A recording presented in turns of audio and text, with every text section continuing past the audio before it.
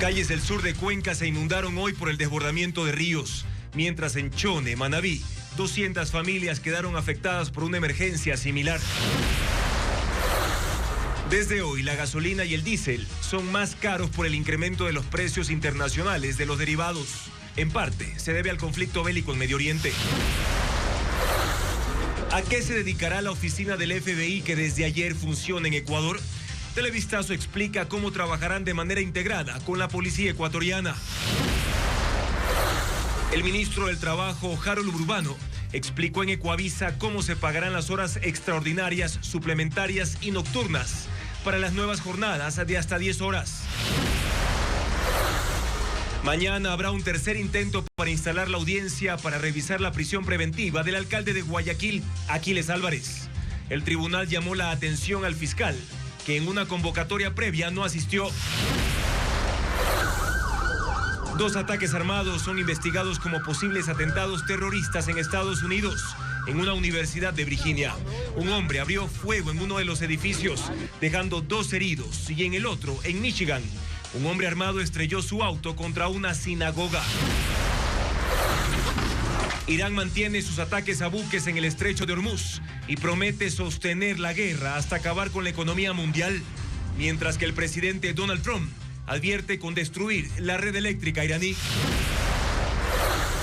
El Club Deportivo El Nacional está en riesgo de quiebra por deudas con varios acreedores. 12 de marzo, amigos, muy buenas noches. Les contamos que las precipitaciones no paran en distintas ciudades de Ecuador y los estragos se mantienen. El río Yanuncay en Cuenca arrasó con puentes y casas. Esto ocurrió tras 2 horas de intensa lluvia, Andrea. Así es, Juan Carlos. Amigos, mientras en el sur de la Suay el invierno afecta a los servicios básicos, la situación crítica incluso obligó a suspender clases. Aquí iniciamos. Bienvenidos a Televistazo Estelar.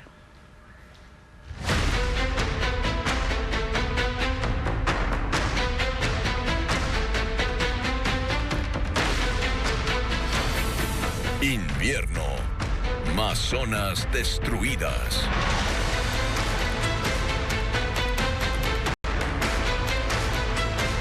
Y ahora vamos al sur de la costa, donde carreteras cubiertas de lodo, cerros que siguen cediendo y maquinaria trabajando contra el tiempo. Así se vive el invierno en los cantones altos de El Oro, donde los deslaves han complicado la movilidad y obligado a declarar la emergencia en varias localidades. Las lluvias no solo han hecho crecer los ríos de los cantones de la parte alta de El Oro, también han ido cediendo caminos, arrancando montañas y cerrando pasos claves para la movilidad de la provincia. Los cantones Atahualpa, Zaruma, Portobelo, Piñas y Las Lajas hoy están en emergencia. Todos comparten el mismo problema, vías golpeadas por el invierno. En Portobelo, la tarde de este jueves, el desbordamiento del río Amarillo derribó los vestidores y arrasó con el puente peatonal metálico del complejo turístico municipal de aguas termales. En el cantón Atahualpa, los deslizamientos mantienen incomunicados a cerca de 1.500 habitantes de la parroquia Cordoncillo. Grandes cantidades de lodo, piedras y troncos cubren la vía e impiden que los agricultores saquen sus productos de café, caña de azúcar y leche. Otro punto crítico es el eje vial Arcapamba-Malva-Zaruma, donde los deslaves han arrancado parte de la carretera y ha reducido el paso vehicular. En Piñas, las lluvias torrenciales obligaron a activar los equipos de emergencia. La caída de tierra, árboles y postes de alumbrado público bloqueó el ingreso a la ciudad y por ahora solo un carril está habilitado en el sector El Prado. A esto se suma la ruta Piñas-Aracay, donde se han identificado al menos 8 deslaves. Por esta vía circulan a diario alrededor de 3.500 vehículos que transportan productos agrícolas. Se está haciendo un monitoreo permanente en las zonas norte de la ciudad por posibles agrietamientos en los cerros. La magnitud de los derrumbes y las lluvias constantes complican las tareas de limpieza. Técnicos de la prefectura advierten que su capacidad operativa está al límite. Tenemos 9 equipos, 9 frentes en diferentes sectores de la provincia. Estamos en este momento atendiendo Queros, Currumi, a Bañín, Guanazán, que ha habido también deslizamientos importantes. Mientras tanto, en el cantón Las Lajas continúa la emergencia por la vía Arenillas-Puyango, que se partió hace casi una semana. Maquinaria de la prefectura habilitó una ruta alterna provisional mientras se instala nueva tubería y se ejecutan los trabajos de reparación que podrían tomar al menos 5 días más. Las lluvias también golpean con fuerza el norte de Chone, en Manabí. El desbordamiento de 2 ríos dejó 8 comunidades rurales bajo el agua. Casas inundadas, caminos completamente cubiertos y pérdidas en los cultivos. Karen Ceballos con más del panorama en ese cantón. Tras 2 días de intensas lluvias en la zona montañosa del norte de Chone, en Manabí, los ríos Garrapata y Mosquito se desbordaron e inundaron a su paso decenas de viviendas. Con la luz del día se evidenció el impacto en 8 comunidades rurales a lo largo de un trayecto de 20 kilómetros, desde el sitio Garrapatilla hasta el Guabal, donde incluso fue necesario romper 2 muros para permitir la salida del agua acumulada. Dentro de las viviendas, colchones y televisores permanecen sobre mesas para evitar que el agua los dañe. Unas 25 casas han sido afectadas. ¿Hasta dónde les llegó el agua? 60 centímetros más o menos, ¿verdad? Caminos de tercer orden quedaron cubiertos de agua, al igual que caseríos y cultivos de plátano, cacao y cítricos. Marianela Santana calcula pérdidas de más de $1,000. 200 de sus gallinas murieron ahogadas. Las que logró rescatar las colocó en el balcón de su casa. Yo tenía como 300. Estaba haciendo un criadero de gallinas criollas porque tengo una deuda en el Ban Ecuador. Los balnearios de Agua Dulce también resultaron con daños. La corriente fue tan fuerte que socavó las orillas y destruyó estructuras y kioscos de una docena de paraderos turísticos. Yo veía esos tumbos grandísimos, pero no resistí, mi corazón como que se me salía y yo de una me vine para acá. Maquinaria de la prefectura de Manabí trabajó hasta la madrugada retirando 18,000 metros cúbicos de palizada arrastrada por la corriente. Hasta este momento son 200 familias y se sigue cuantificando. El COE cantonal envió asistencia a los afectados que ahora permanecen en casas de familiares y entregó comida para un refugio que alberga a 88 perros y que también se inundó. Uno de los canes desapareció tras ser arrastrado por la corriente. Y ahora vamos en vivo con Luis Alfredo Zúñiga, quien está en el cantón Balao, en Guayas, por cierto, cantón declarado en emergencia, donde los habitantes han perdido sus enseres y negocios han sido afectados por el lodo y escombros tras las graves inundaciones. Luis Alfredo, cuéntanos, ya han pasado 3 días de la tragedia en Balao, pero ¿cuál es la situación ahora? Andrea, amigos, muy buenas noches. La situación a esta hora, 7 de la noche con 8 minutos en vivo, es de un cantón aún con el 80% de sus calles cubiertas totalmente por el lodo. Y esta emergencia no se mide solo en la cantidad de calles con lodo, sino en su gente, en los habitantes quienes sufren, quienes han perdido productos, comercios que se ven afectados por miles de dólares. Y hoy conversamos con ellos, recorrimos el cantón y les hemos preparado un reportaje. Veamos. Balao está en emergencia y eso no se mide solo por sus calles llenas de toneladas de lodo. Se siente al hablar con su gente, aquellos que se conmueven cuando se les pregunta cómo su vida cambió en cuestión de minutos. Sí, oiga, es muy feo porque uno de esto vive. Daisy responde al borde de las lágrimas mientras su familia intenta sacar el lodo de lo que queda de su pequeño restaurante. Se dañaron electrodomésticos, mesas. Sí, perdimos todo. Todo lo que es los principales, las cocinas, eso lo perdimos.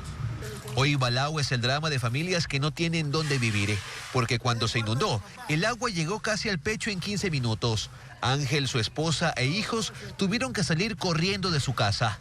Hoy volvieron y prácticamente no queda nada que rescatar, ni siquiera la silla de ruedas de su padre. Créame, he tenido tristeza, pero esto me daba ganas de llorar, de ver que se perdió todo.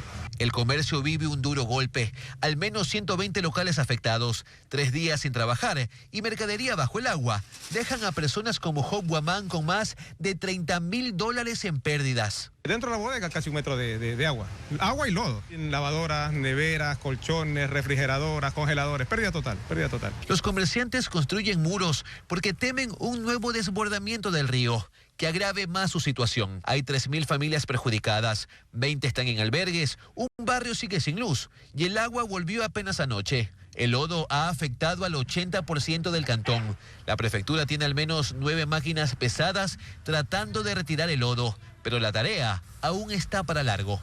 Por lo menos unos 7 días tomará todo lo que es remover todo el material de las calles. La entrega de ayuda humanitaria, brigadas médicas, agua y comida continúa.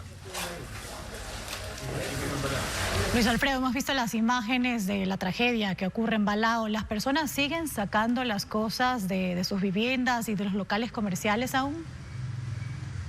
Andrea, buenas noches. Sí, historias muy duras y que continúan a esta hora de la noche, 7:10. Son jornadas ya de 3 días y como vemos acá hay locales que siguen sacando el lodo que está acumulado. Aparte de gran cantidad de productos que no queda a otro lado que ponerlo sobre la vereda. Aquí, por ejemplo, un bazar, hay sillas, hay pelotas, hay bancos, hay lavacaras, en fin, una gran cantidad de enseres que muchos de estos ya están completamente perdidos y mientras tanto se sigue sacando el lodo de los locales. Lo mismo en las decenas de casas, recordemos, 3.000 familias que se han visto afectadas, pero luego a las 8 de la noche tendremos un segundo reporte para seguirle tomando el pulso a esta emergencia aquí en Balao, compañeros. Y nosotros estaremos atentos de Balao, un cantón del Guayas afectado un 80% en esta época invernal y que ha sido declarado en emergencia. Estamos pendientes de lo que ahí sucede. La época lluviosa afecta además al sector agrícola del país, en especial a la zona de donde se produce arroz en la provincia del Guayas. En varios cantones los cultivos permanecen bajo el agua. En Salitre, por ejemplo, se reportan pérdidas en 280 hectáreas, afectando a 163 productores. Estefanía Arias describe la situación.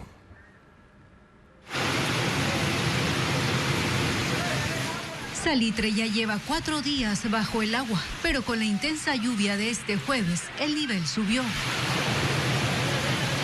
El 80% de este cantón del Guayas está inundado y la peor parte se la llevan las zonas agrícolas, una situación que se observa en todo el país. Un informe de la Secretaría de Gestión de Riesgos indica que 173.000 hectáreas de cultivos se han perdido a escala nacional. Y Guayas es la provincia más afectada, con 54.000 hectáreas. La mayoría de estas pérdidas las sufre el sector arrocero. En Salitre, un cantón dedicado a la producción de este alimento, ya se reportan pérdidas en 280 hectáreas, afectando a 163 productores, según un informe preliminar de la Prefectura del Guayas. Una situación que también vive Balao. Aquí hay afectaciones en 80 hectáreas de cacao y banano debido al desbordamiento del río, que dejó al 60% del cantón bajo el agua y llena de lodo desde el pasado martes. Estuvimos hace poco en el recinto Voluntad de Dios evaluando pequeños productores que han sido afectados obviamente por el desbordamiento de este río. Aproximadamente hay más de 30 pequeños agricultores afectados. Recordemos que el cacao es un cultivo más resistente a las inundaciones. Urresta no descarta que estas cifras aumenten, pues equipos técnicos de la prefectura aún recorren las zonas agrícolas para evaluar los daños y tomar acciones. Cuenca vive horas complejas tras las intensas lluvias que hicieron crecer el río Yanuncay. En la zona rural, la corriente arrasó puentes y afectó viviendas, mientras que en la ciudad varias calles terminaron bajo el agua y el tránsito colapsó. En el sur de Azuay, en Girón, los deslizamientos obligaron a suspender clases y complicaron el abastecimiento de agua, como lo informa Johnny Guambaña. 12 horas de lluvias continuas bastaron para desatar la fuerza del río Yanuncay en Cuenca. La emergencia comenzó en Barabón, una comunidad rural al norte de la ciudad, donde el caudal se salió de su curso y 2 puentes peatonales fueron arrastrados.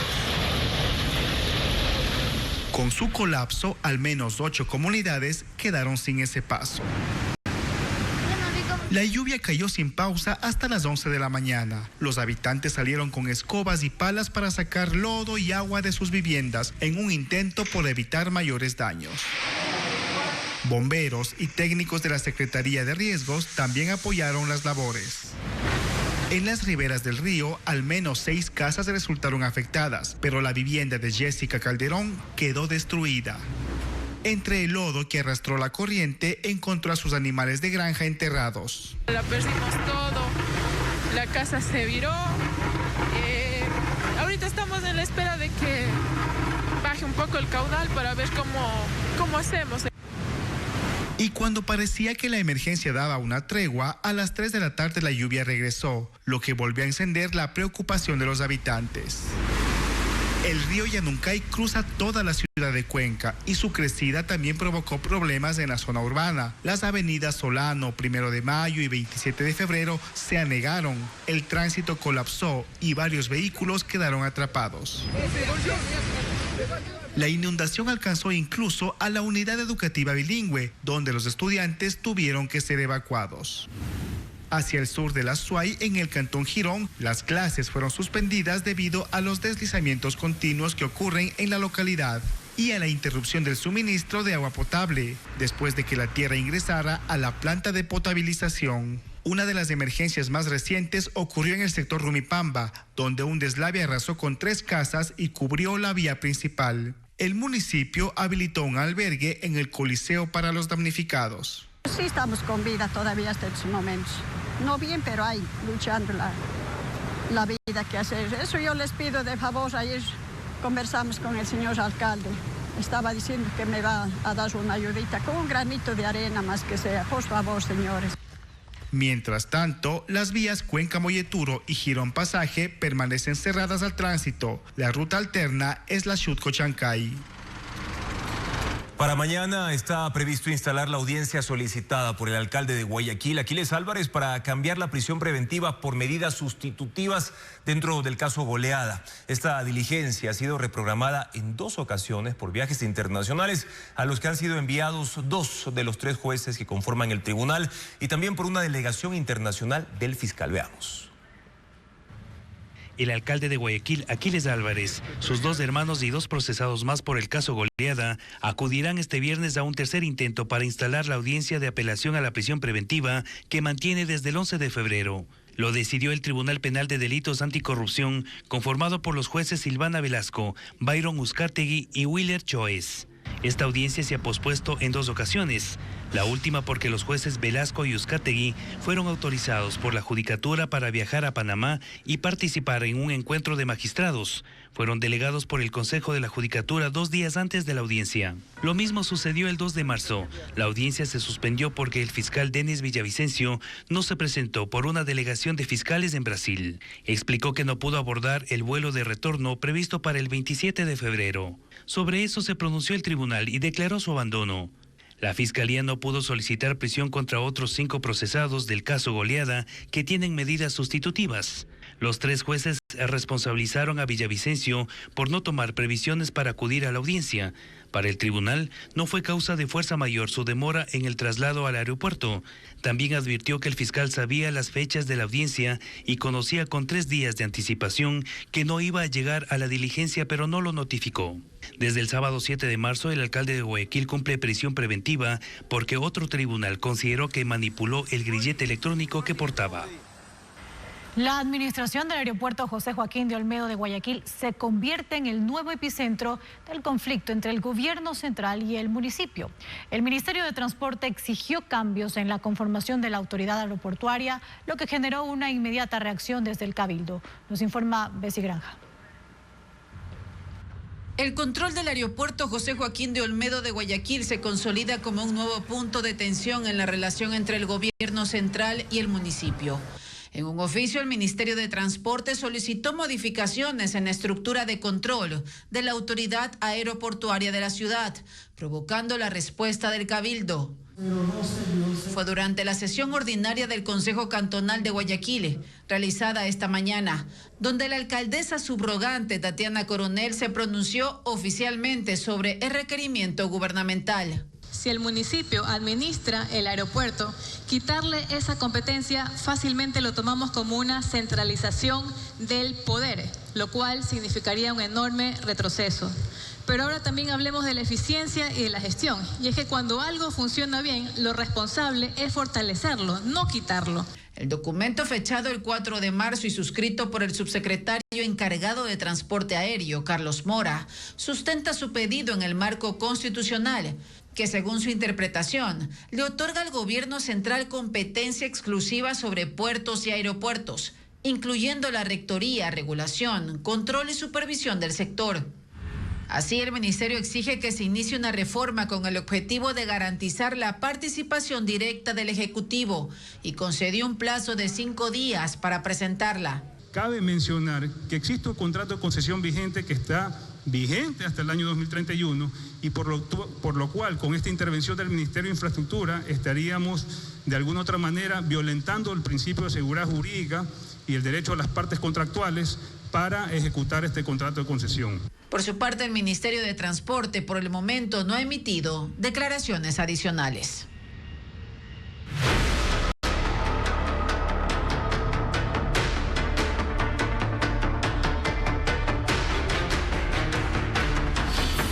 Combustibles. Nuevos precios en marzo.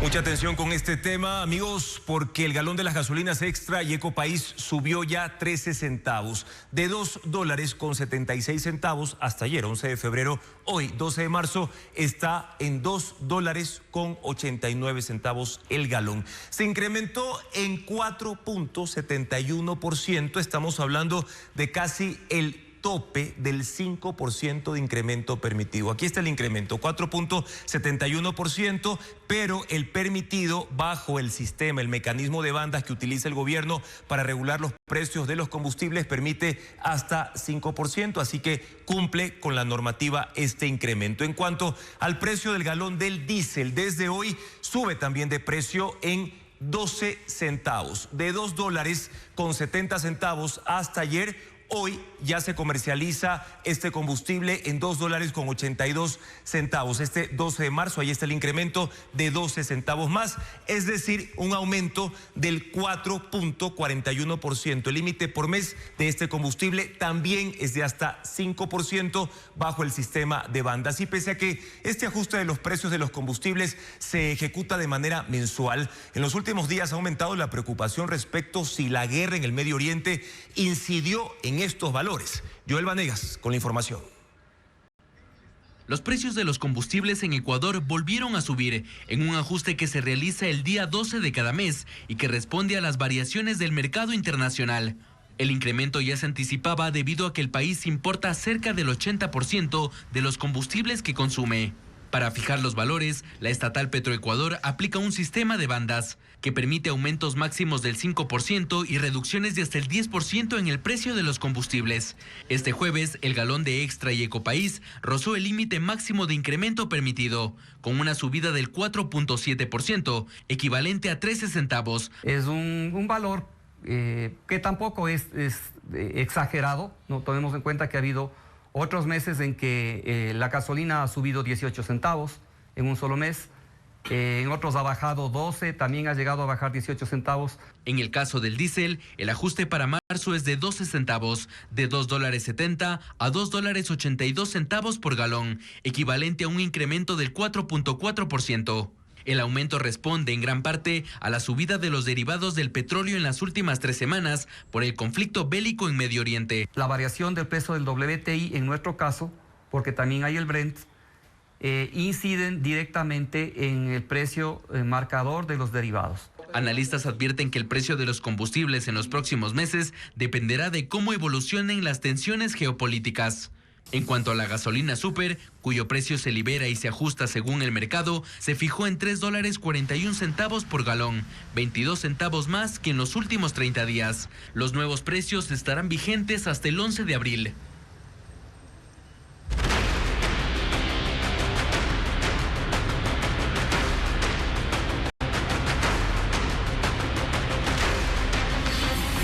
Medio Oriente. Irán muestra su fuerza. Irán mantiene sus ataques y promete sostener la guerra hasta destruir la economía mundial. Mientras el presidente de Estados Unidos, Donald Trump, advierte que si siguen bloqueando el estrecho de Hormuz, se verá obligado a destruir la red eléctrica iraní. Liana Suárez con el informe. Irán promete una larga guerra de desgaste que, según advierte, destruirá la economía mundial. A la par, llevó a cabo una operación conjunta de lanzamiento de misiles contra el norte de Israel, junto a Hezbollah. Este miércoles Omán fue blanco de un ataque con drones contra uno de sus puertos. Esto a pesar de sus esfuerzos diplomáticos para aliviar tensiones con Teherán. También bombardeó 3 buques portacontenedores en el estrecho de Hormuz. En imágenes se observó a marineros tailandeses flotando en un bote salvavidas mientras veían el incendio de su barco. Un escenario que contrasta con el discurso triunfalista que ha dado hasta ahora el presidente de Estados Unidos. Ganamos. Déjenme decirles que ganamos. Ya sabes, uno no quiere decir demasiado pronto que ganó, pero en la primera hora se acabó. Más tarde, Trump, en una entrevista desde la base Andrews en Maryland, afirmó que podrían lanzar ataques capaces de paralizar la red eléctrica iraní en 1 hora y que su reconstrucción tomaría hasta 25 años. Y que aunque no desea tomar esta medida, advirtió que si el bloqueo en el estrecho de Hormuz persiste, Teherán enfrentará las consecuencias. Así la guerra en Medio Oriente se agrava sin un final a la vista. Y en horas de la tarde, un nuevo ataque armado dejó al menos 6 personas muertas y 3 heridos en el cantón General Villamil Playas, en Guayas. Según información preliminar, el hecho ocurrió cerca del malecón. Al sitio acudieron unidades del servicio preventivo, agentes de la DINASED y también criminalística para iniciar las primeras diligencias y el levantamiento de indicios. Los 3 heridos tuvieron que ser trasladados en ambulancias a distintas casas de salud, mientras las autoridades siguen avanzando con las investigaciones. Amigos, nosotros también continuamos indagando más datos sobre esta noticia en desarrollo. En los próximos minutos les daremos más detalles de lo ocurrido con la muerte de estas 6 personas, reiteramos, en General Villamil Playas, en la provincia del Guayas. Gracias por seguir en nuestra sintonía, amigos. El ministro del Trabajo, Harold Burbano, explicó a Televistazo cómo se pagarán las horas extraordinarias, suplementarias y nocturnas en la distribución de las jornadas de 10 horas. Además, anunció que están en camino una serie de reformas que incluye la regulación de la vida jurídica de los sindicatos y el visto bueno, como lo informa Adriana Bermeo. Uno de los puntos que ha generado polémica con la aplicación del acuerdo que permite distribuir las 40 horas semanales de trabajo en jornadas de hasta 10 horas diarias es la forma en que se pagarán las horas extras. El ministro del Trabajo, Harold Burbano, explicó a Ecuavisa que el acuerdo ministerial vigente desde el martes dispone que el trabajador tendrá derecho a los recargos establecidos en el Código del Trabajo cuando haya laborado más de 40 horas en la semana. En el caso de las horas suplementarias, que son las que vienen una vez concluida la jornada regular, pero antes de la medianoche, se paga un 50% más del valor de cada hora. No pueden ser más de 4 al día ni de 12 a la semana.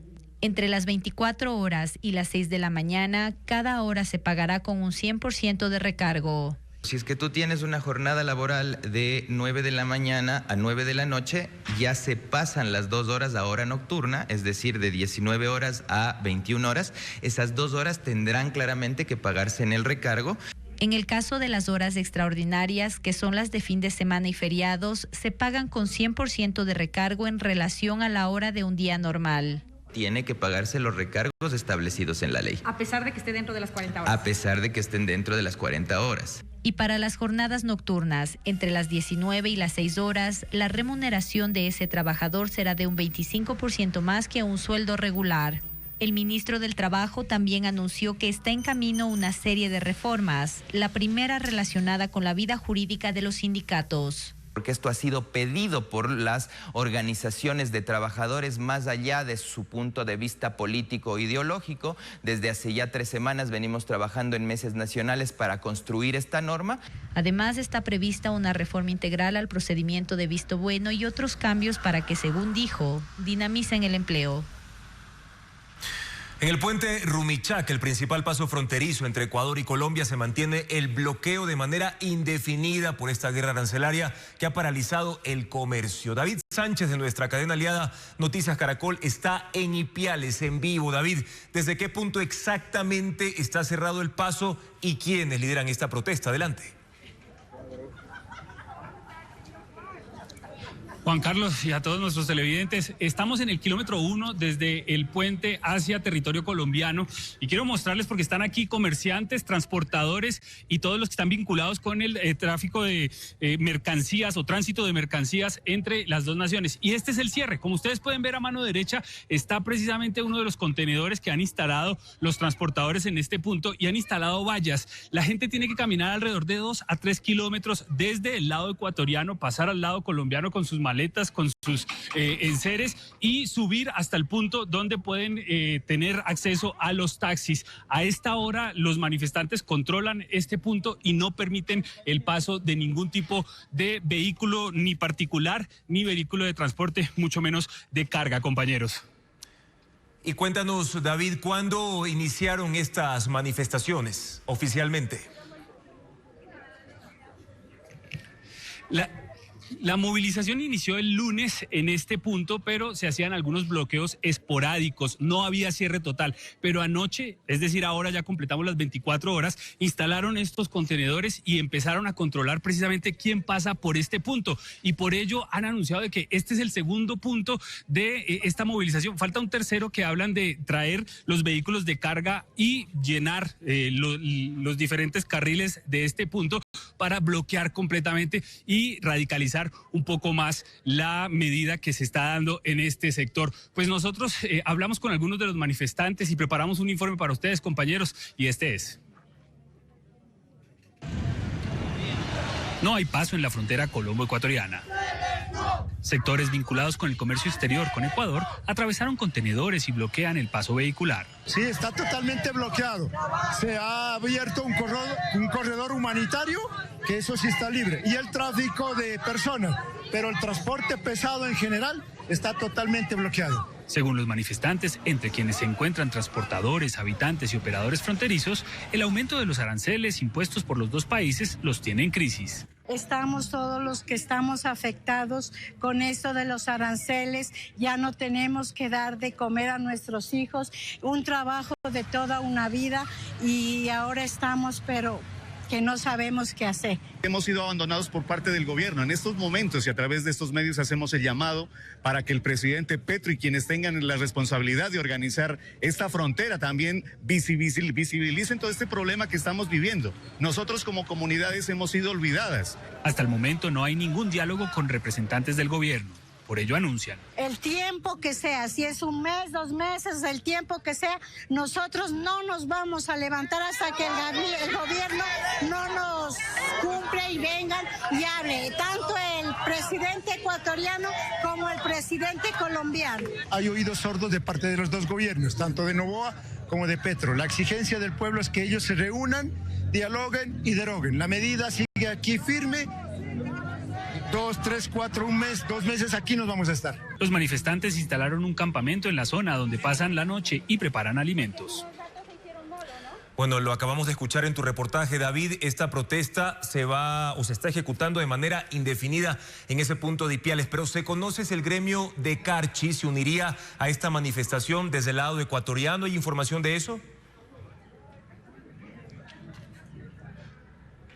Juan Carlos, pues precisamente esta tarde hubo un intento de bloqueo en el obelisco de Tulcán. Allí precisamente los camioneros también intentaron bloquear la vía e intentaron unirse a esta movilización. Sin embargo, la policía ecuatoriana llegó y los presionó para que levantaran el bloqueo. A esta hora la vía panamericana allí en Tulcán está habilitada. Mientras tanto les muestro cómo es el cambuche donde están preparando los alimentos. Aquí tienen mercado, tienen alimentos, tienen hasta juegos. Aquí la van a pasar el tiempo que sea necesario, compañeros.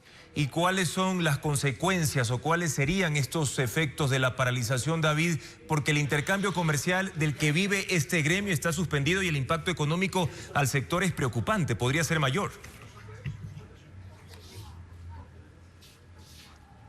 Claro que sí. Hay que hacer una diferenciación entre lo que es el comercio binacional, legal, estructurado, que paga los impuestos y los aranceles de las grandes empresas, pero también hay una realidad que se vive entre los dos municipios, entre las dos ciudades, Ipiales y Tulcán, que se trata de un intercambio comercial informal, por así decirlo. Arroz, plátano, algunos cosméticos, algunas medicinas. Esto es un intercambio constante que se da. Ese tipo de productos ya han empezado a escasear en algunos de los mercados de Ipiales y también en algunos mercados de Tulcán. Esto debido a que el tránsito, obviamente, y la supervivencia de las dos ciudades, pues depende precisamente de ese intercambio informal, que no paga aranceles, pero que dependía precisamente de esta vía, compañeros. Y vamos a seguir muy pendientes, tomándole el pulso a esta paralización, al menos del lado de Colombia, en Ipiales, específicamente en el departamento de Nariño. Muchas gracias, David, por tu informe desde ese punto del sur de Colombia, que es uno de los principales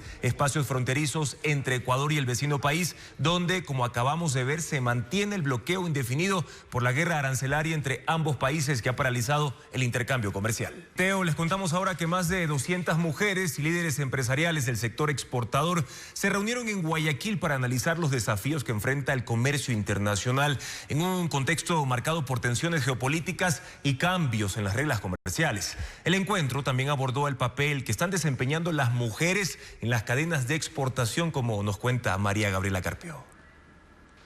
Ecuador quiere exportar más, pero ¿cómo hacerlo en un escenario global cada vez más competitivo? Ese fue uno de los ejes que se abordaron en el Congreso Internacional de Mujeres en el Comercio Exterior, organizado por la Federación Ecuatoriana de Exportadores.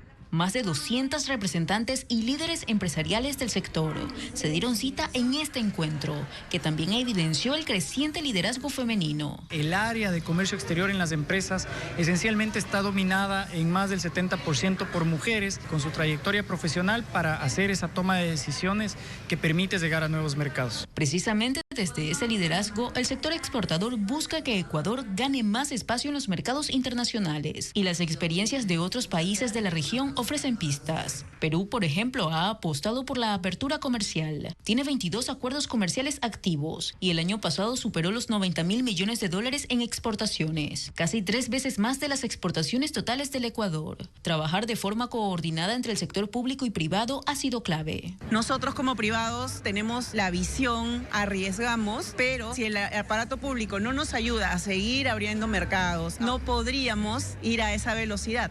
Desde Colombia el foco está en la inversión extranjera. En 2025 recibió 11.469 millones de dólares. Ecuador bordeó los 800 millones. Con políticas de seguridad y de estabilidad jurídica. Muchas veces en nuestro sector productivo vamos a tener un techo, pero es importante jalonar inversión extranjera directa que complemente nuestros procesos productivos y generemos productos y servicios de valor agregado. Pero en el comercio internacional no solo importa atraer mercados, también conectarlos. Panamá ha construido una economía alrededor de su plataforma logística. Por su canal pasa cerca del 8% del comercio mundial. Ecuador es el segundo usuario del canal de Panamá de América Latina. Sus productos, sus contenedores pasan a través del canal de Panamá, bien sea a la costa este o a la costa oeste de los Estados Unidos, pero también hacia Pacífico y Europa. Todas coinciden en que los exportadores ecuatorianos deben adaptarse a los cambios profundos del comercio global para no quedarse atrás.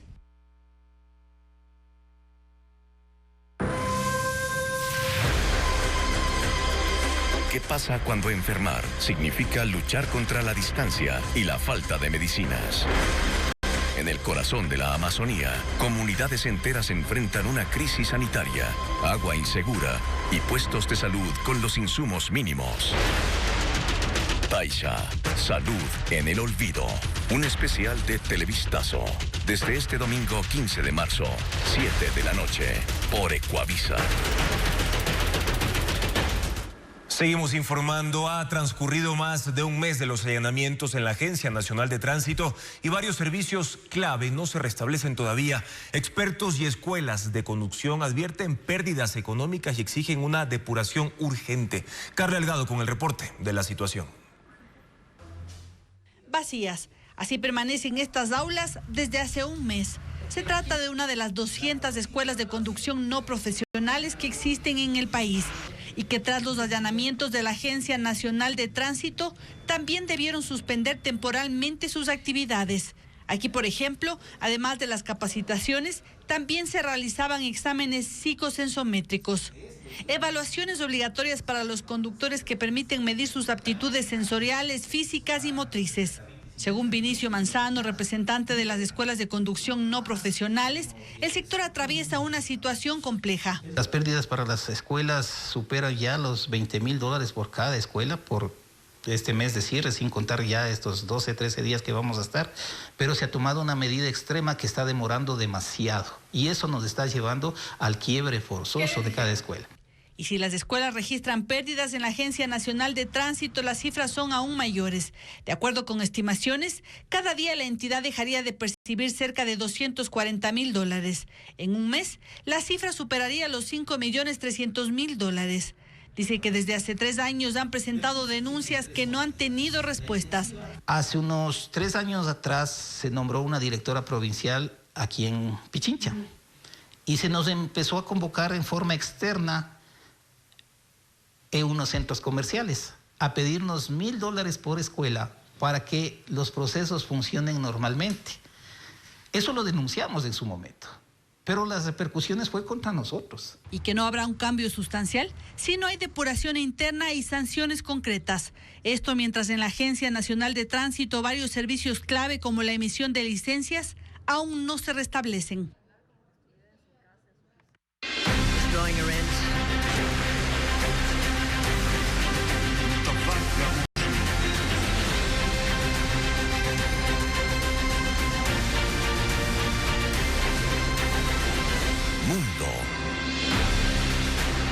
Dos ataques armados son investigados como posibles atentados terroristas en Estados Unidos. El primero ocurrió en una universidad de Virginia, donde un hombre abrió fuego en uno de los edificios dejando 2 heridos.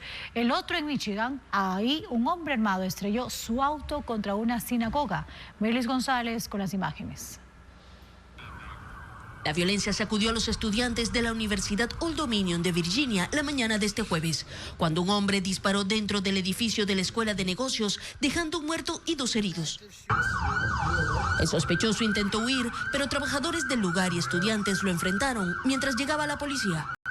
El atacante fue identificado como Mohamed Jallow, un ciudadano de origen senegalés, exmiembro de la Guardia Nacional, que salió de la cárcel en 2024, luego de cumplir una condena de 11 años por apoyar al Estado Islámico. La policía dijo que murió tras el ataque, aunque no dio detalles de cómo. El otro atentado se registró en Michigan.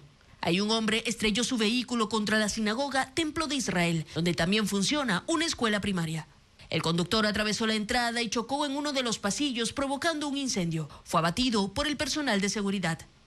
Según las primeras investigaciones, el hombre estaba armado con un rifle y tenía varios explosivos. El hecho no dejó heridos y los trabajadores y estudiantes fueron evacuados. El FBI investiga ambos incidentes como posibles ataques terroristas, pues ocurren en medio de las alertas de seguridad por las amenazas iraníes.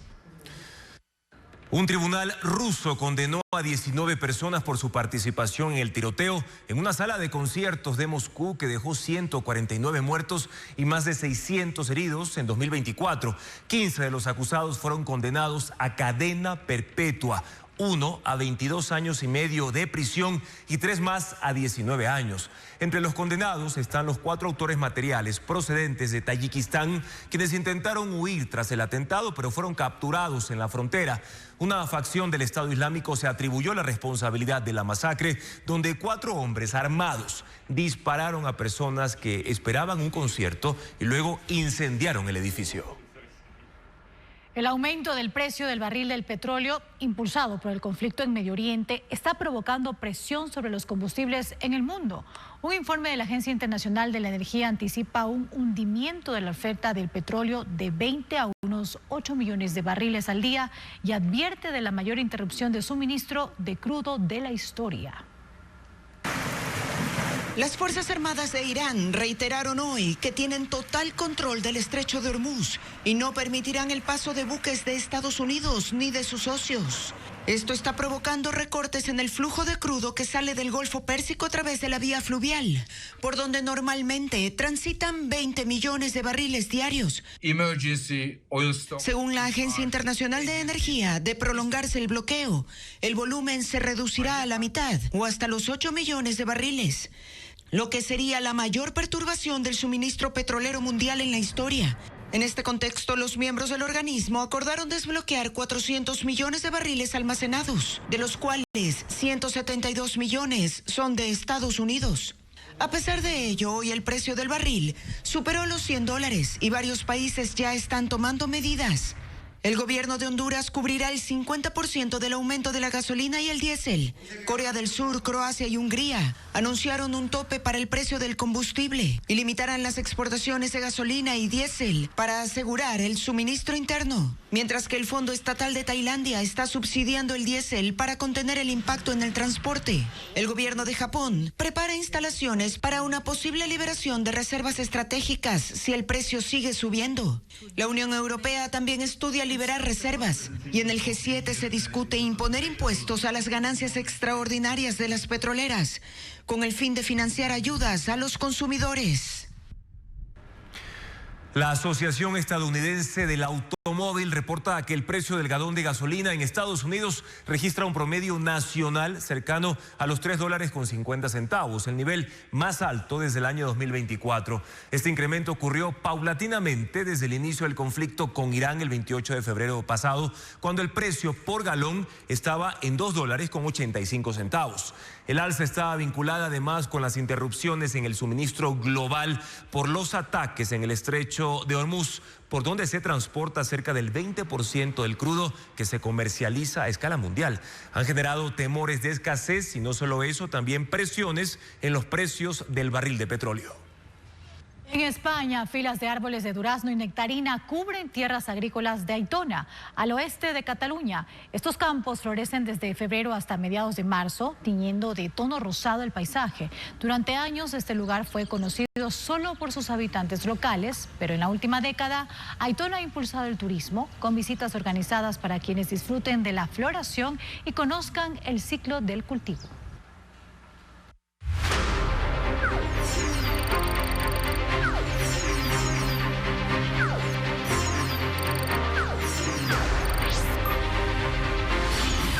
Zamora Chinchipe, una mina por dentro. La llegada de la minería a gran escala no solo transformó las cifras económicas de Zamora Chinchipe, también cambió la dinámica productiva en territorios como la parroquia Los Encuentros y el cantón Llanzasa, donde el surgimiento de nuevos negocios ha sido evidente desde la entrada en operaciones de la mina Fruta del Norte. María Gabriela Carpio recorrió estas poblaciones para explorar su crecimiento económico y entregarnos el último reportaje de esta serie.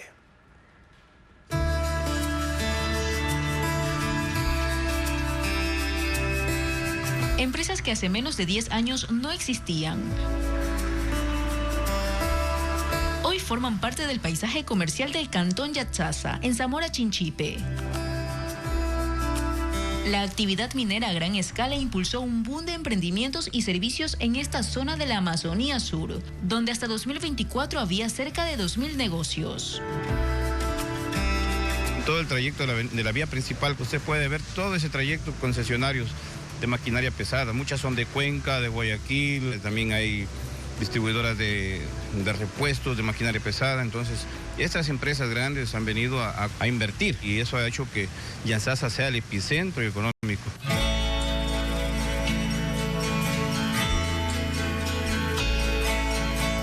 Este dinamismo se centra en la parroquia Los Encuentros, donde opera el proyecto minero Fruta del Norte, que hasta diciembre pasado generó alrededor de 4.000 empleos directos e indirectos. La mitad de su fuerza laboral proviene de Zamora Chinchipe, provincia que ha registrado la mayor reducción de pobreza en la región amazónica en los últimos años, con niveles que rondan el 30%. En Los Encuentros habitan cerca de 5.000 personas. Su economía, que antes dependía principalmente de la agricultura y la minería artesanal, comenzó a diversificarse con la operación minera. El tema de transporte también, que es bastante notorio aquí en nuestra parroquia Los Encuentros. Existen alrededor de más de 18 empresas de transporte de carga pesada. Obviamente no estamos hablando de miles, sino de millones de dólares que circulan dentro de nuestra parroquia Los Encuentros.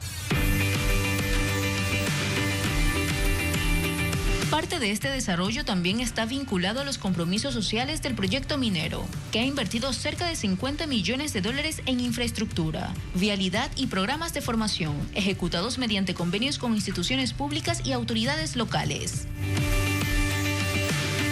La demanda de servicios relacionados impulsó la creación de empresas locales en otras áreas como hotelería, alimentación, comercio e importación de productos de seguridad industrial.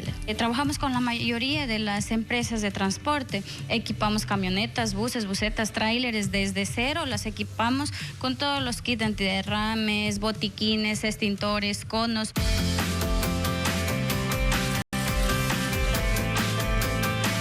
Otro de los negocios es Osbra, una empresa textil que arrancó su taller de confección en 2021. Abrieron sin experiencia industrial, por lo que el proceso de capacitación fue complejo. Encontrábamos personas que sabían coser, sí, pero lo hacían de manera tradicional, de una manera más artesanal. Entonces optamos por enseñar a la gente a trabajar de la forma correcta y actualmente la mayoría, como ustedes pueden observar, son hombres, mujeres jóvenes que han logrado también desarrollar la habilidad. Ya no hacen solo uniformes, también confeccionan chalecos, pantalones y camisas. Su producción diaria alcanza hasta las 150 prendas. Para nosotros la industria es la minería, la construcción, el transporte y todas las industrias que se han desencadenado. Comenzaron con 5 trabajadores y hoy llegan a 25 según la demanda. Todos son habitantes de la zona. Lo que disfruto más es aprender algo. O sea, hay cosas que no he hecho y hacerlas me hace sentir mejor. ¿Como cuáles, por ejemplo? Ahora hacer los bolsillos. Utilizar esta máquina de aquí sí es nuevo para mí. Desde Zamora Chinchipe dijo para Ecuador y todo el mundo, porque también se van las prendas a otros países, Canadá, Estados Unidos. En este territorio, donde hace una década las oportunidades eran limitadas, la minería a gran escala se convirtió en uno de sus principales. El desbordamiento del río Yanuncay ha afectado a varios sectores del sur de Cuenca. Hacemos contacto con nuestro corresponsal Johnny Gumbaña para conocer más detalles de la situación. Johnny, ¿cuál es el panorama en estos momentos? Te escuchamos. Juan Carlos, buenas noches. Y el panorama que tenemos acá en la ciudad de Cuenca es el que tenemos aquí a mis espaldas. Les comentamos a ustedes de que las calles están aquí prácticamente anegadas. ¿Debido a qué? A la gran llovizna que se dio durante las últimas 12 horas acá en la ciudad de Cuenca, y prácticamente avenidas como esta, como la avenida 1 de Mayo y de las Américas, se encuentra así. Los vehículos prácticamente tienen que pasar con extrema precaución justamente para no averiarse. Y como vemos también de fondo, hace pocos minutos más llegó la gente de la empresa municipal Etapa para evacuar un poco el agua. Pero también les comentamos de acá de que hay locales que han sido afectados por esta creciente de agua. Por ejemplo, aquí tenemos una veterinaria, un local comercial que hasta esta hora de la noche se mantiene justamente limpiando el agua que ha entrado a su local. Hay varios daños, alimento para mascotas que prácticamente se ha perdido, y algunos otros temas más que podemos mencionarles a ustedes aquí en lo que pasa en la ciudad de Cuenca. Juan Carlos, sabemos que hay alguna pregunta. Sí, Johnny, ¿cuáles son las vías de acceso que están óptimas para llegar hasta Cuenca? Podemos decir, Juan Carlos, que prácticamente es la Cuenca Xutco-Chancay, que es la principal vía que conecta a Cuenca. ¿Esto por qué? Porque la Cuenca Girón Pasaje, la que conecta a Azuay con El Oro, está bloqueada. La Cuenca Molleturo, el Empalme, que también se encuentra, que conecta a Azuay con Guayas, también está bloqueada en 2 kilómetros. Así es que la única vía, digamos, que se puede usar es la Cuenca Molleturo, el Empalme. Johnny, y ya se ha pronunciado... La Cuenca Sí, y ya se ha pronunciado el COE cantonal por estas fuertes lluvias. ¿Qué han dicho? Bueno, les comentamos a ustedes de que el COE cantonal de Cuenca recién se va a reunir el día de mañana a las 8 de la mañana. Entonces ahí en donde ellos decidirán qué acciones tomar sobre lo que ha acontecido aquí en la ciudad de Cuenca. Y rápidamente contarles de que el problema principal se dio en Barabón, en donde hay más de 6 casas afectadas y 2 puentes prácticamente se vinieron al piso. Es lo que pasa ahora en Cuenca. Hay vías que están anegadas, hay mucha agua en algunas vías principales de la ciudad de Cuenca, y se espera que esto se solucione en los próximos días. Y vamos a continuar, por supuesto, Johnny, muy pendientes de lo que ocurre en distintos puntos de la provincia de Azuay y el pronunciamiento en las próximas horas también del COE cantonal. Gracias por tu informe. En Babahoyo el río superó su nivel de inundación y el agua avanza sobre vías y sectores donde ahora las familias se movilizan en canoas. La emergencia de hoy deja a un fallecido tras electrocutarse. Odette Camacho nos informa desde este cantón de la provincia de Los Ríos. Veamos. Babahoyo vive horas críticas tras el aumento del caudal del río. El afluente superó su cota máxima de inundación y alcanzó los 7,15 metros sobre el nivel del mar. Esta situación vuelve más compleja la movilidad. En el sector La Chorrera, en la vía Babahoyo-Quevedo, la carretera quedó cubierta de agua. El paso fue restringido. El nivel ya alcanzó los 70 centímetros. Las unidades de transporte interprovincial buscan rutas alternas mientras 2 cooperativas intraprovinciales suspendieron sus recorridos. ¿Cómo va a cruzar? Caminando, nadando. Este tramo de aquí, ahí en La Chorrera, así mismo otro pedazo que hay. La subestación eléctrica Nelson Mera, ubicada en La Chorrera, fue desconectada de forma preventiva. La carga eléctrica se redirigió hacia otras subestaciones de la ciudad. Aunque esta medida no ha provocado apagones, las autoridades piden a la ciudadanía reducir el consumo eléctrico para evitar sobrecargas. En las parroquias Barreiro y El Salto, el agua entró a las viviendas y obligó a varias familias a moverse en canoas. En la parroquia Febres Cordero, un hombre de 57 años murió tras electrocutarse y caer al agua afuera de su vivienda. En el centro de la ciudad, el agua avanzó por el malecón. Varios sectores urbanos permanecen anegados, como la Vía Flores, los alrededores de la Universidad Técnica y la Ciudadela El Chorrillo. Ante el avance de la inundación, las autoridades activaron un albergue temporal en un coliseo. Hasta la mañana de este jueves, 6 familias ya se encontraban refugiadas. La emergencia también obligó a tomar decisiones en el sistema de agua potable. De los 6 macropozos que abastecen la ciudad, uno fue desconectado debido a que el nivel del agua amenazaba con alcanzar los tableros eléctricos de la planta.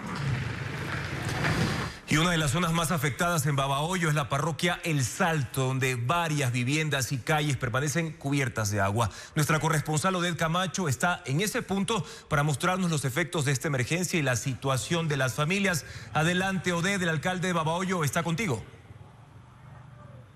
Buenas noches, Juan Carlos. Sí, pero precisamente te contamos acá, desde el lugar donde se genera la noticia, como durante todo el día en la parroquia El Salto, los moradores han estado saliendo con sus enseres, buscando familias acogientes y también albergues que han sido instalados por la municipalidad. Acá vemos un vehículo que está ya con todos los menajes del hogar para partir hacia uno de estos sitios. Alcalde, bienvenido. ¿Cuántos albergues se han activado en la ciudad de Babahoyo? Buenas noches. Bueno, tenemos 2 habilitados al momento, pero tenemos 17 listos para recibir moradores afectados por la inundación. Alcalde, la situación se vuelve crítica tras los niveles incrementados del río Babahoyo. Hay infraestructura importante en riesgo. Reportan de ciertos puntos de la ciudad que no hay agua a esta hora. Bueno, tenemos el 90% del cantón, no de la ciudad, afectados. Tenemos más de 8.000 familias damnificadas, tenemos muchas familias anegadas, sectores totalmente anegados, se han ido vías, la vía Caracol, La Julia, no tenemos salida hacia Guayaquil por Ojújan, no tenemos salida hacia Quevedo por la E25. Usted puede ver toda esta parroquia urbana del Salto con agua. Estamos en un estado súper crítico. De los 6 pozos que distribuyen agua a toda la parte central de la ciudad, hemos tenido que suspender 4 porque el nivel del agua ya llegó a los tableros eléctricos. Muy bien. Gracias, alcalde. Bueno, la situación acá, como lo ha mencionado el alcalde de Babahoyo, es crítica. También cabe mencionar que en el sector de La Chorrera, donde está ubicada la subestación Nelson Mera, fue desconectada y toda la energía de esa zona se tuvo que trasladar hacia otros sectores. No se descarta tal vez que pueda haber algún tipo de racionamiento. Se recomienda a la ciudadanía tener todas las precauciones y reducir su consumo de energía. Acá el movimiento continúa a esa hora de la noche. Ustedes más temprano, nosotros hemos estado desde este punto observando cómo en canoas, miren, ahí lo vamos a ver este momento, en canoas continúan los ciudadanos sacando sus enseres. tratando de ponerse a buen recaudo. Hay puntos de esta parroquia donde el agua llega hasta el pecho. Nos reportan también una vivienda colapsada en la parte de atrás, en la ciudadela Jorge Llanes, y es parte de lo que están sufriendo en estos momentos las familias producto del invierno en el cantón Babahoyo. Vías aisladas, calles anegadas y también viviendas totalmente inundadas. Esta es hasta el momento la información que nosotros tenemos para compartir con ustedes. Vamos a seguir desde este punto reportando lo que ocurre en Babahoyo. Vías que se han convertido prácticamente en ríos. 90% del cantón Babahoyo está afectado, ha dicho el alcalde. Hay varias vías dañadas, una situación crítica en ese punto de los ríos. Muchísimas gracias, Odette Camacho, por tu informe. Y ahora retomamos el contacto con Luis Alfredo Zúñiga, quien sigue en el cantón Balao, provincia del Guayas, para informarnos sobre la situación tras las graves inundaciones. Luis Alfredo, ¿a esta hora continúa la entrega de ayuda humanitaria en la zona? Andrea, amigos, muy buenas noches. Sí, son ya las 8 de la noche con 11 minutos. Estamos a esta hora en el sector de Barrio Nuevo, uno de los más complicados acá en este cantón Balao. Respondiendo a tu pregunta, sí, hay entrega de ayuda por parte de alcaldía, de prefectura, se entrega comida, se entregan también algunos enseres de los muchos que se han perdido, pero aquí falta mucho. Hace falta mayor cantidad de maquinaria, hace falta mayor presencia de Secretaría de Riesgos, de más entidades gubernamentales. Se han perdido colchones, se han perdido enseres. Aquí hay mucho por hacer y muchos días en los cuales hay que trabajar, así que definitivamente hace falta mucha presencia. Jorge, ustedes son parte de quienes sufren esta emergencia. Hoy finalmente pudieron ingresar a su domicilio. ¿Con qué pérdidas se encontraron en vivo? Muy buenas noches. Sí, buenas noches. La verdad que recién hoy día estamos, como usted ve, trabajando. Ingresamos porque no se podía ir, porque las maquinarias están trabajando todo el día, pero a pesar de eso hay demasiado sedimento. ¿Falta mayor presencia de maquinaria para acelerar quizás un poco el trabajo? No, las maquinarias están trabajando, pero la verdad que el lodo no deja, es demasiado. El río, imagínense, el agua estuvo a la cintura aquí. Usted ingresó a su local, ¿qué nomás encontró? Yo perdí cerca de $3,000, $4,000 en mercadería y en insumos, y avancé a subir algo a la parte de arriba, porque aquí abajo no había nada. Perfecto, gracias Jorge. Parte apenas un puñado de toda esta gran cantidad de afectados. Detrás de mí lo pueden observar, la gran cantidad de lodo en las calles, siguen retirándolo, hay maquinaria, hace falta muchísimo más e intentan con lo que pueden, con palos, con escobas, tratar de sacar, pero aquí hace falta mucho por hacer. Lo estamos viendo, Luis Alfredo, y debido al tiempo, 3 días de emergencia, ¿el número de albergues se mantiene? Sí, en efecto, son 3 los albergues que se mantienen de momento. Recordemos que son 3.000 las familias afectadas. Sin embargo, la mayoría ha decidido ir a casas de familiares. Alrededor de 20, 25 máximo están repartidas en estos 3 albergues, Andrea, que continúan habilitados. Luis Alfredo, más temprano veíamos que muchos de las personas estaban haciendo muros con sacos de arena. ¿Existe el riesgo de que la situación actual empeore, por ejemplo, de un nuevo desbordamiento del río?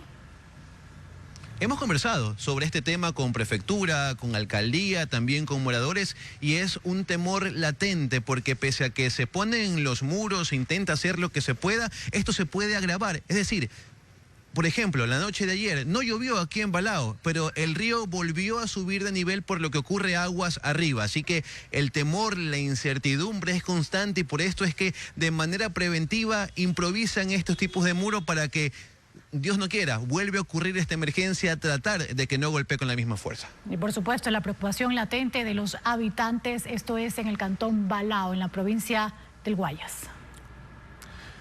Revisamos otros temas. El FBI fortalecerá las investigaciones de la policía y la fiscalía en los casos de lavado de activos para determinar la ruta del dinero de las organizaciones criminales, entre otros delitos. La policía integró una nueva unidad de agentes especializados para el trabajo con los investigadores del FBI. Paul Romero con el informe.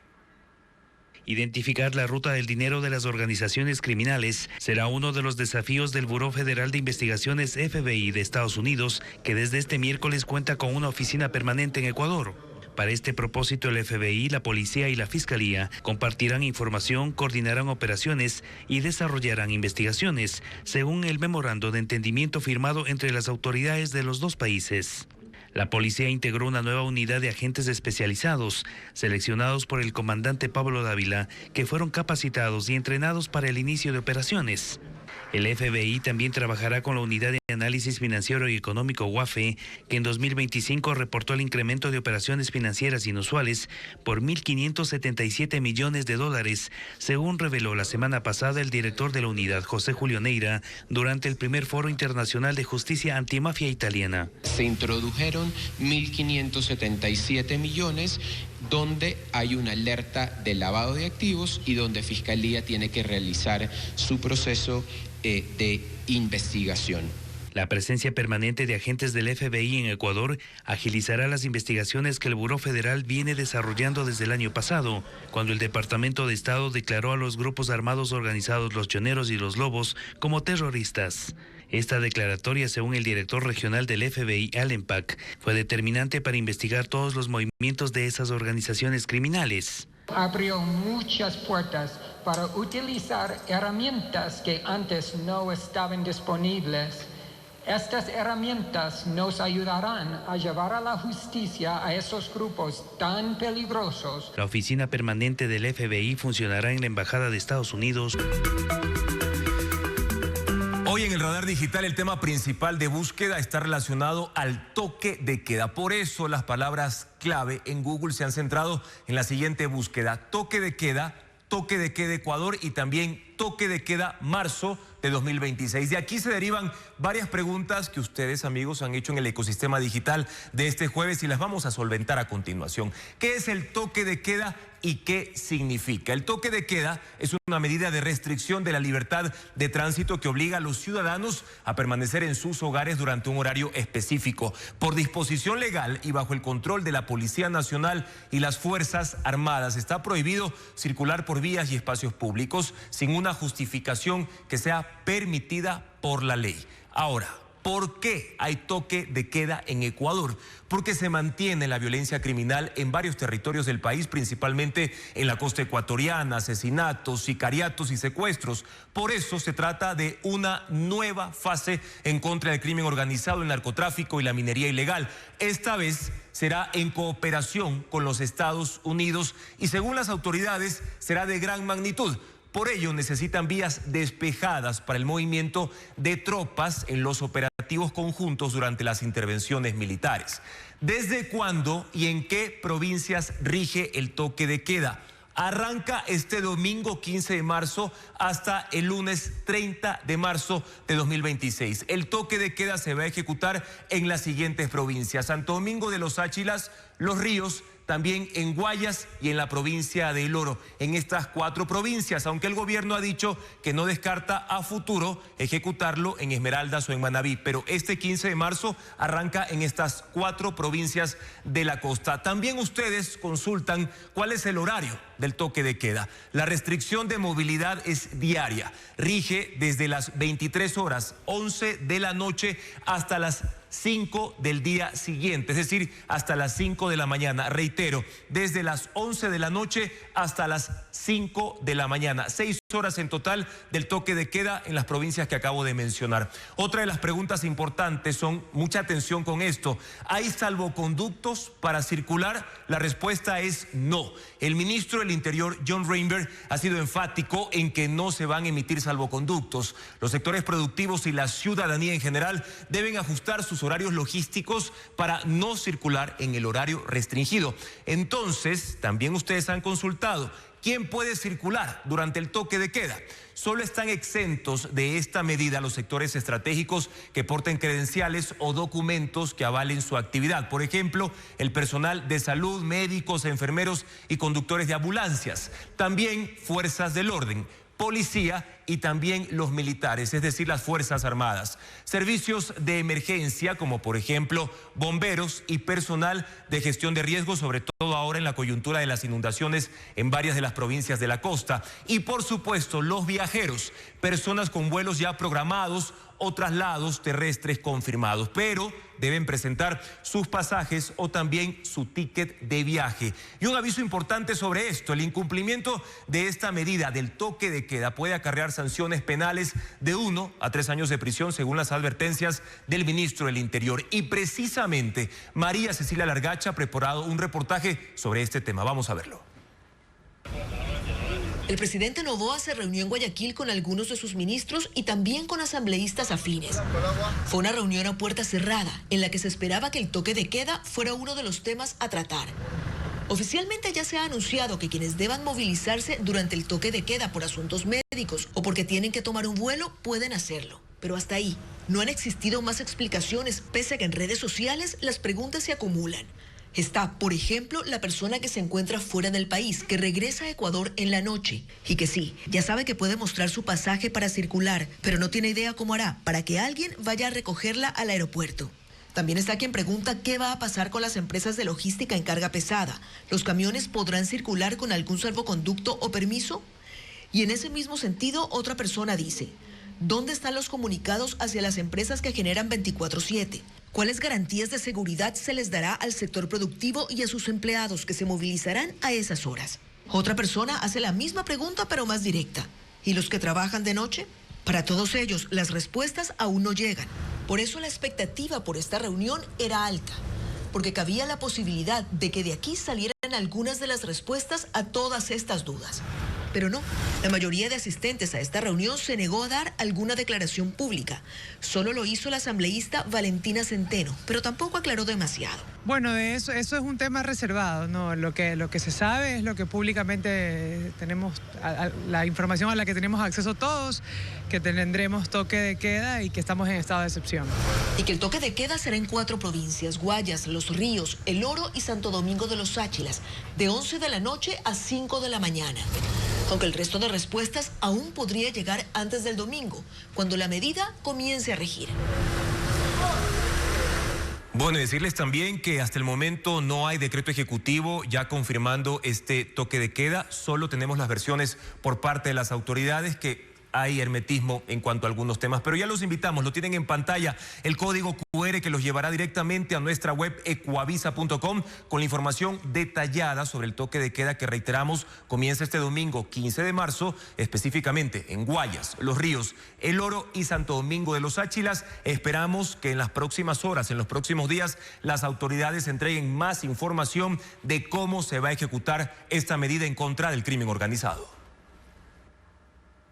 Cambiamos de tema para contarles que en el Parque Nacional Podocarpus, en Zamora Chinchipe, se destruyeron 45 campamentos de minería ilegal. La operación militar inició el miércoles para desalojar a los mineros que se instalaron en la reserva natural. Paul Romero con el informe. Los mineros ilegales extendieron sus tentáculos al Parque Nacional Podocarpus en Zamora Chinchipe, una reserva natural protegida por su alta biodiversidad. Tras varios días de patrullaje y reconocimiento, las Fuerzas Armadas descubrieron 45 campamentos de madera y plástico en zonas de difícil acceso que fueron incendiadas. Los militares inhabilitaron 9 bocaminas. Destruyeron 28 chancadoras artesanales de procesamiento de material aurífero. Además decomisaron taladros, 15 generadores eléctricos, sistemas de comunicación satelital, armas, municiones, chalecos de protección balística, uniformes tipo militar, entre otras evidencias de la presencia de grupos armados en la zona. Informes de inteligencia calculan que en el interior de la reserva natural hay aproximadamente 200 frentes mineros irregulares con alrededor de 1.500 personas. 400 militares en coordinación con la policía, el Ministerio del Ambiente y Energía ingresaron a desalojarlos. Sin embargo, durante la operación no hubo detenidos. Este jueves las Fuerzas Armadas también intervinieron en la parroquia San José de Guayusa, en Orellana, para destruir maquinaria pesada, equipos y campamentos de extracción ilegal de oro. El dictamen de la Corte Constitucional sobre el caso de los niños de las Malvinas pone a la Asamblea Nacional 2 obligaciones. El presidente del Legislativo convocó a sesión este viernes para tratar esos temas. ¿Cómo tramitaría el Parlamento estas disposiciones? Vamos a verlo. El Pleno de la Asamblea está convocado para este viernes a las 10 de la mañana para conocer y resolver lo que le corresponde dentro de la sentencia de la Corte Constitucional en el caso Malvinas.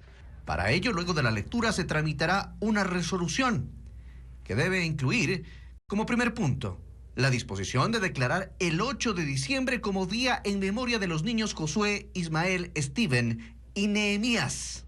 Y la segunda parte, para iniciar el trámite de la reforma a la ley de actuación en casos de personas desaparecidas. Entiendo que si quiere solventar el día de mañana este tema, las reformas tendrán que cumplir su procedimiento adecuado en la comisión que se designe, que sea la competente especializada, y darle el seguimiento también adecuado al respecto. La comisión designada deberá incluir 3 puntos en la reforma. Primero, la obligación de presumir y registrar como una presunta desaparición forzada que la o el sospechoso sea un agente del Estado. También la prohibición expresa de alegar reserva de información como negativa o demora para la entrega de información. Y por último, incluir mecanismos de coordinación interinstitucional y activación inmediata de rutas de búsqueda para este tipo específico de casos. La Asamblea tendrá 1 año para tramitar estos cambios. En los 2 puntos no habría dificultades entre las bancadas oficialista y correísta. Sin embargo, en la oposición anuncian que estarán vigilantes de que también el resto de instituciones cumplan con el dictamen de la Corte. El Estado debe dar esa reparación. Hay disculpas públicas, pero creo que no se subsana mucho con eso. También, en este caso, reparación económica. Pero más allá de eso es el tema de la generación de políticas públicas. La sesión del Pleno de este viernes será virtual. La delegación ecuatoriana encabezada por el ministro de la Producción, Luis Alberto Jaramillo, se trasladó hacia Washington para la firma del acuerdo comercial recíproco con Estados Unidos. Un acuerdo que mejora las condiciones de ingreso de la mitad de la oferta exportable a ese país. Pero, ¿a qué costo? Lenin Artieda con la información. Este viernes, Ecuador suscribirá con Estados Unidos el acuerdo de comercio recíproco. El ministro de Producción, Luis Alberto Jaramillo, está viajando hacia ese país donde se firmará el documento. Documento que es todo un misterio para la ciudadanía, también para el sector productivo. Lo que sí se conoce a partir de la declaración conjunta que hicieron en noviembre pasado permite trazar el mapa de los intereses de Washington. Estados Unidos busca que Ecuador reduzca o elimine aranceles en sectores clave como maquinaria, productos de salud, bienes de tecnología, químicos, vehículos motorizados y ciertos productos agrícolas. A eso se suman compromisos en propiedad intelectual y una cláusula de particular peso para no imponer impuestos a los servicios digitales que discriminen a las empresas estadounidenses. En otras palabras, el acuerdo remodela la arquitectura comercial ecuatoriana en beneficio de los sectores exportadores más competitivos de la economía estadounidense. La asimetría de fuerzas es el problema de fondo. Es una política bastante agresiva de Estados Unidos en la que lo que hizo es encarecer todo para después negociar una reducción para ciertos productos, no para todos, a cambio de concesiones para abrir el mercado ecuatoriano. Hasta que el documento no se haga público, resulta imposible determinar si habrá o no un impacto para las cadenas productivas locales. Por lo pronto, se informó que la desgravación para vehículos regirá para aquellos de más de 2.000 centímetros cúbicos, a fin de no afectar la producción que se ensambla en el país. Ahora, al no incluir en el acuerdo productos como el camarón, el atún procesado y el brócoli, Estados Unidos encarece exportaciones ecuatorianas que representaron 2.200 millones de dólares hacia ese mercado en el 2025. Con el acuerdo marco de Estados Unidos estamos mejor que ayer, porque la mitad de los productos ecuatorianos van a dejar de pagar esa sobretasa o van a tener una sobretasa reducida. Pero estamos peor que antes de abril de 2025, cuando empezó la guerra comercial de Donald Trump y cuando no existían sobretasas. Entonces, esto es un alivio parcial, no un retorno a las condiciones originales del comercio previas de abril de 2025. Y eso tenemos que estar muy claros. Analistas y sectores productivos consideran que la mirada del gobierno ahora debe dirigirse hacia la consolidación de un acuerdo de libre comercio donde no haya limitaciones ni sobretasas para la oferta exportable nacional. Los gremios de la construcción respaldan el proyecto de ley económico urgente que ofrece beneficios tributarios a cambio de donaciones de viviendas. Estiman que generará hasta 45.000 plazas de empleo y no solo eso, también podría dinamizar la economía ecuatoriana, aunque plantean sugerencias adicionales. Ariana Bermeo detalla sus propuestas. El último proyecto de ley económico urgente enviado por el presidente Daniel Noboa busca reducir el déficit habitacional con donaciones. En términos prácticos, las empresas que entreguen viviendas podrán rebajar su valor del pago del impuesto a la renta. Para los gremios de la construcción, esta es una medida que por sí sola no resuelve la totalidad del déficit habitacional que en el país asciende a más de 700.000 viviendas, pero sí ayudará a disminuirlo si se aprueba en la Asamblea Nacional. Es un ganar-ganar de todos lados, el incentivar la construcción, estimular positivamente la economía y a la vez reducir el déficit habitacional. Los constructores quieren ser parte del debate y ya tienen aportes. Por ejemplo, que en el catálogo de viviendas por donar se incluyan a proyectos pequeños.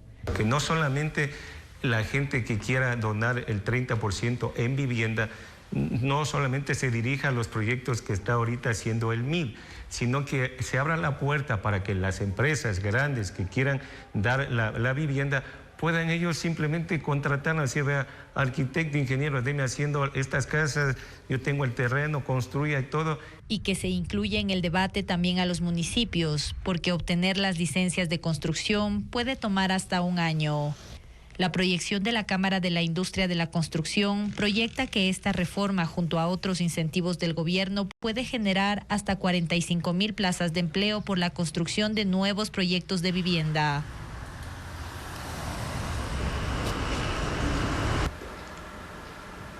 El ministro de Infraestructura, Roberto Luque, pide a la Superintendencia de Ordenamiento Territorial que tome acciones contra los GATS que demoran en la entrega de permisos de construcción.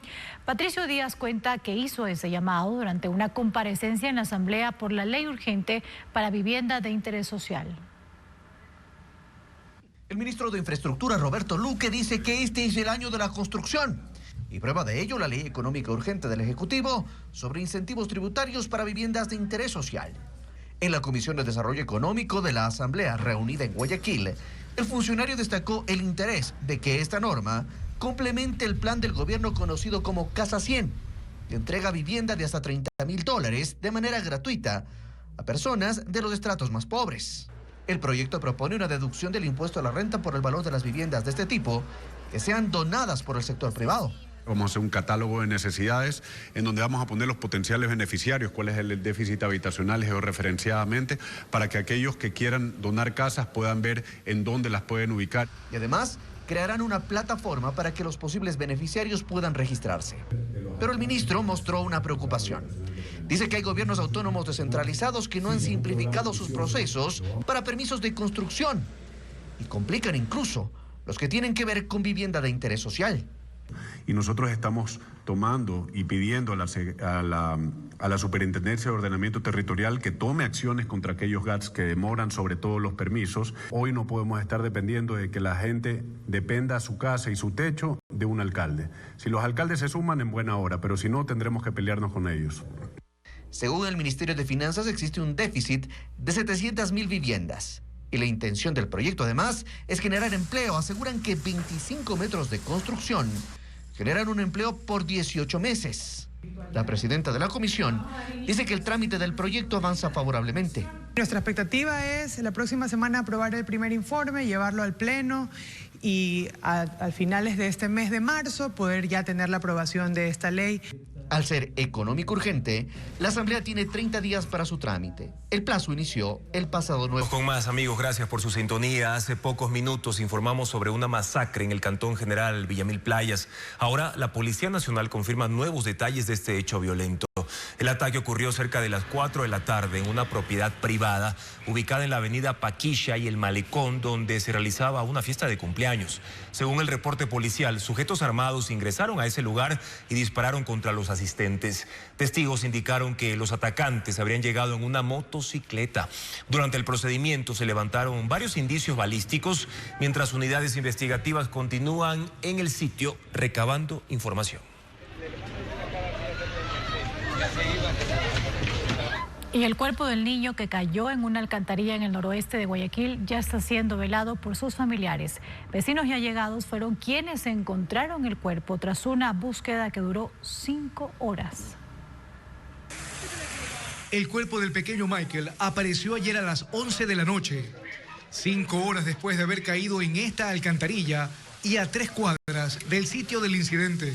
Desde entonces, y en medio del dolor de sus familiares, el cadáver permaneció otras 10 horas envuelto en una sábana blanca en el piso de la sala de su vivienda en el bloque 8 de Flor de Bastión. Nosotros queremos que nos ayude con una funeraria donde poderlo sepultar. La tarde de ayer, Michael y un grupo de amigos jugaban en una calle inundada por el fuerte aguacero que cayó en varios sectores de Guayaquil. Este video muestra el momento en el que el menor, a manera de piscina, se lanza y luego fue succionado por el remolino que se formó en esta alcantarilla, cuya tapa fue desplazada por la presión del agua. Los familiares de la víctima se percataron del suceso y activaron las labores de búsqueda. Incluso llamaron a las autoridades para que acompañen con personal especializado. Los familiares no se dieron por vencidos y antes de las 12 de la noche hallaron el cadáver a casi 300 metros del sitio de la tragedia. Pero gracias a Dios que nosotros seguimos buscando, con los grupitos que están aquí. Tapamos 1, 2, 3, 4, 5 alcantarillas, ahí donde dimos con el cuerpo. Hoy aproximadamente a las 9 de la mañana, personal del MIES llegó a casa de la familia de Michael con un féretro y los cirios para su velatorio. Por su parte, el municipio de Guayaquil también estuvo presente ofreciendo ayuda psicológica a los deudos y una bóveda para los restos del pequeño de 11 años. Desarticulan a una organización criminal que contaminaba con droga a contenedores que transportaba material aurífero y banano a Canadá, Rusia y Países Bajos. Durante el operativo se detuvo a 26 personas vinculadas a las bandas de Los Lagartos y que trabajaban con la mafia albanesa. Estefanía Arias con el reporte. Nos encontramos en el centro de mando. El operativo salió a la luz luego de que el ministro del Interior, John Reinberg, subiera este video en su cuenta X. Operación Bremen en marcha. Horas después, se conoció la desarticulación de una organización criminal que operaba desde los puertos de Guayaquil y Pozorja. 26 personas vinculadas a la banda de Los Lagartos, que a su vez trabajaba con la mafia albanesa, fueron detenidas. Fueron 20 meses de investigación. La Policía Nacional trabajó en coordinación con la Real Policía Montada de Canadá y otras organizaciones europeas. Ellos han hecho estas operaciones también en sus países para detener a las personas que tenían el fin de recibir esa droga y distribuirla dentro de los países. Ya tienen aquí cerca de 2 semanas que vienen trabajando en conjunto con Policía Nacional. Reinberg reveló cómo operaban. La organización utilizaba a las empresas auríferas y de banano para contaminar con droga, tanto en el producto como en caletas dentro de los contenedores. La carga era enviada principalmente a Canadá. El puerto de Montreal era el punto de ingreso y luego era transportada a Rusia y Países Bajos. Hay personal de los puertos, hay personal de quienes eran los conductores de los trailers, hay personas vinculadas a compañías de donde era contaminada la carga, hay personas quienes manejaban los patios o vinculados a los patios de donde salían los contenedores. Según el ministro, la red captaba personas dentro de la cadena logística. Fue en 2024 cuando incautaron más de 1 tonelada de droga que dieron con esta organización. Los allanamientos se dieron en Guayas, Manabí, El Oro y Chimborazo. Se decomisó 300 kilos de cocaína, una afectación a la economía criminal de $68 millones. Y la policía capturó a una influencer y a otras 2 mujeres vinculadas con extorsiones en el cantón Machala, en la provincia de El Oro. Según los agentes, las sospechosas formaban parte del grupo criminal Los Lobos y le exigieron al hijo de una ciudadana $6,000. Los uniformados agregaron que las detenidas operaban en Machala, Pasaje y otros cantones de esa provincia del sur del país. En medio de la intervención, los policías decomisaron celulares y también dinero en efectivo.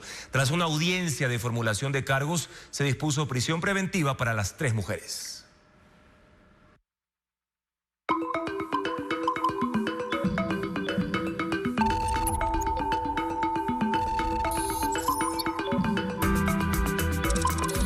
El radar digital. El radar digital se estacionó en el precio de combustibles. La tendencia Extra y Ecopaís fue la más revisada en la red social X, donde usuarios comentaron y compartieron su preocupación por el alza de combustibles. La pregunta que más se repite en redes es: cuánto subieron y hasta cuándo regirán los nuevos precios. En nuestra cuenta digital ecuavisa.com preparamos una explicación detallada. Desde este 12 de marzo, las gasolinas Extra y Ecopaís pasaron de $2.76 a $2.89 por galón.